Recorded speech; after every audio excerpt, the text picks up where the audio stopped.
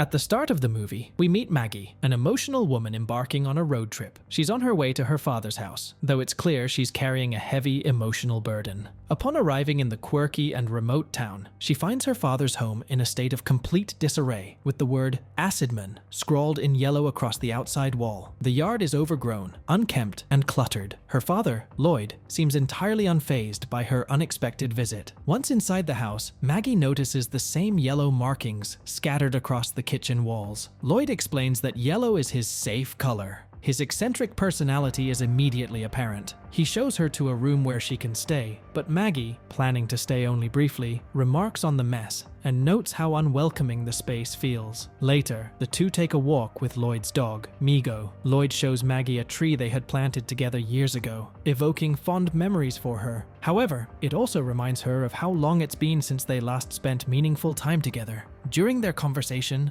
Lloyd abruptly zones out, staring blankly at the ground, leaving Maggie concerned and unsure if he's even listening to her. That evening, Maggie hears loud music coming from Lloyd's room. Curious, she discovers him immersed in a peculiar project involving flashing lights, loud sounds, and intricate technical work. Suddenly, everything stops, and Lloyd heads out the door. When Maggie asks where he's going, he claims he's taking Migo for a walk. Suspicious, she points out that Migo is fast asleep. Insisting on joining him, Maggie drives Lloyd's truck as they head into the night. During the drive, Maggie questions the distorted music Lloyd plays in the car. He explains that harmonic distortion is intentional and created using random objects. This explanation makes Maggie uneasy, especially when Lloyd repeatedly emphasizes how often he and Migo do this. They arrive at a mountaintop, where Lloyd sets up a camera and microscope, waiting for something to appear. Maggie remains skeptical but grows curious when Lloyd hands her binoculars. In the distance, she spots 3 blinking lights on the horizon. Using the camera's infrared system, Maggie confirms their presence and hesitantly asks what they are. Lloyd confidently identifies them as UFOs, explaining that they are trying to make contact and insisting on signaling back. Speechless, Maggie watches as her father interacts passionately with the mysterious lights. The next morning, on their way back home,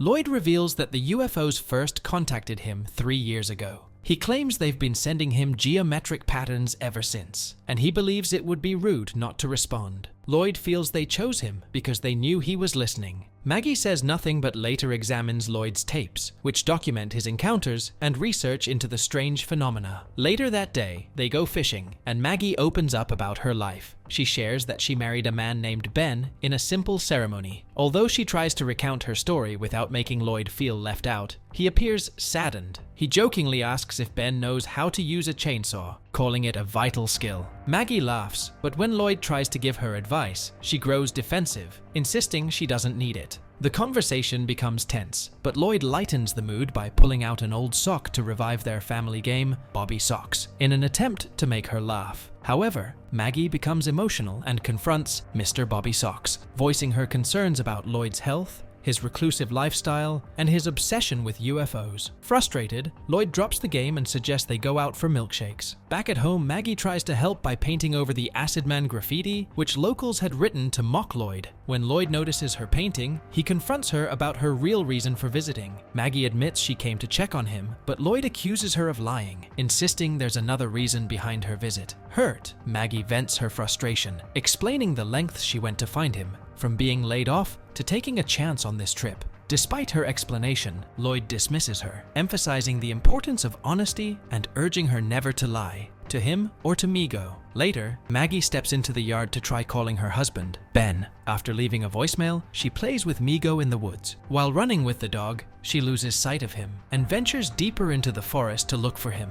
Spotting a man in the distance, she tries asking if he's seen a dog, but the man doesn't respond. Eventually, she finds Migo by a nearby river and, relieved, embraces him before returning to the house. That night, Maggie finds Lloyd sitting in the back of his truck, smoking a cigarette. She joins him and admits she always knew he smoked. Lloyd responds by recounting how his father used to warn him against smoking. After a moment of silence, he begins talking about UFOs again, firmly believing they are real and mean no harm. He explains that the UFOs are simply waiting for humanity to catch up with their level of advancement. Maggie challenges his ideas, reminding him that he's an engineer, not a conspiracy theorist. The comment dampens the mood, but Lloyd doesn't take it personally. Instead, he presses Maggie to reveal why she's truly there. After some hesitation, Maggie admits she needed to get away. From her job, from her life, and even from Ben. Though she loves Ben and believes he's a good man, she feels she needs time to think. Lloyd seems pleased by her honesty. Their conversation is interrupted when a group of teenagers in a truck starts mocking Lloyd, throwing eggs at the house. Lloyd quickly grabs his shotgun, and Maggie panics, fearing he might shoot them. Instead, Lloyd fires into the air, scaring the teens away. Later that night, Lloyd suggests they go back to the mountaintop to spot the orbs again, calling it a lucky night. Maggie, exhausted, declines, saying she needs to rest. Lloyd, visibly upset, heads out alone. However, a while after, Maggie noticed he was still sitting in his truck, not going anywhere. She approached him and asked what was wrong. Lloyd revealed that the truck wouldn't start. Maggie offered to drive him, but he snapped, saying he preferred to walk, and left her alone. Curious, Maggie went to Lloyd's room and discovered it was more of a control center, with notes and diagrams covering the walls. She realized his obsession with UFOs was all-consuming and likely unhealthy. The next morning, Lloyd rushed into the house, eager to show Maggie the footage he had recorded earlier. He excitedly played a video showing blinking lights in the sky, which he believed to be Morse code. His enthusiasm worried Maggie, but she didn't confront him. Lloyd then took her to the woods to show her something he had been working on, a makeshift grand communicator. Maggie quickly noticed the setup was dangerous, involving explosives and oversized fireworks. She told him that while she wanted to support him, this was far beyond what she had expected. Calling his project crazy and unrealistic, she upset Lloyd, who lashed out, complaining about the disbelief and skepticism he faced from everyone: his former colleagues, his wife, his in-laws, his son, and even Maggie. Maggie, disheartened, told him she couldn't support him in this endeavor. Lloyd, angered, said he was leaving to get supplies and demanded she be gone by the time he returned. Feeling defeated, Maggie went back to the house and tried texting Ben. A while later, Migo came running out of the woods, injured. Maggie panicked when she realized the dog had been shot. She rushed to take Migo for help and came across Lloyd gathering supplies. Tearfully, she broke the news to him. Lloyd sat in the back seat with Migo as Maggie sped toward help. At a crossroads, Lloyd suggested a shortcut, asking her to take a left. Despite her efforts to drive quickly, it was too late. Migo had already died. Lloyd asked her to pull over. He stepped out of the car, sat on a mountainside, and spent a final moment with his dog. Back at home, Maggie began digging a hole to bury Migo.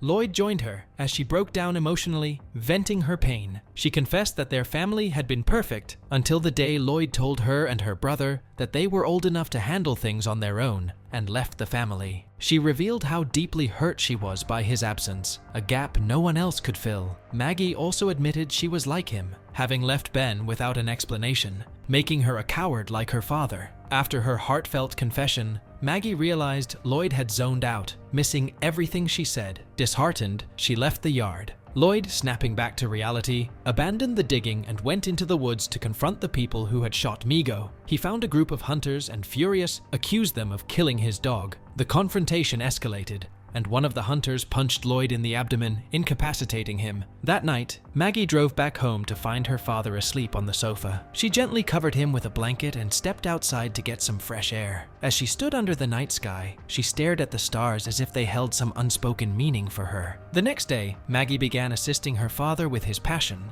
but this time, she was fully present and engaged. She wasn't just humoring him to make him feel heard, she was genuinely participating. She recorded his progress and helped him assemble his grand communicator. They spent the entire day setting up the device, and Maggie learned how to signal the UFOs back using Morse code. That evening, Lloyd told Maggie that she wasn't like him, suggesting that he had heard her heartfelt confession the day they were digging Migo's grave. Maggie was silent, surprised by her father's thoughtfulness. He added that whatever she decided to do with Ben or her life, she shouldn't throw it all away as he had done with his family. He then admitted he knew she was pregnant and assured her that she would be a great mother. Speechless, Maggie stood quietly, taking it all in. Lloyd told her he knew she loved Ben and urged her not to run away from him. Then, with a sense of urgency, he told her to launch the fireworks. Maggie pressed the button and the fireworks lit up the night sky. The dazzling display lasted for 5 minutes, filling the atmosphere and Maggie's heart with light. However, when the fireworks ended, nothing appeared in the sky.